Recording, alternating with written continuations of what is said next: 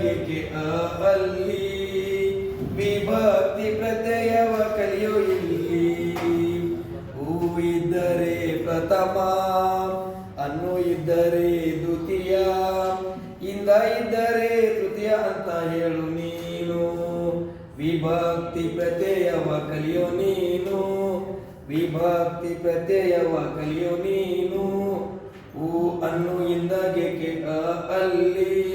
ವಿಭಕ್ತಿ ಪ್ರತ್ಯಯವ ಕಲಿಯೋ ಇಲ್ಲಿ ಗೇಕೆ ಇದ್ದರೆ ಚತುರ್ಥಿ ಅ ಇದ್ದರೆ ಷಷ್ಠಿ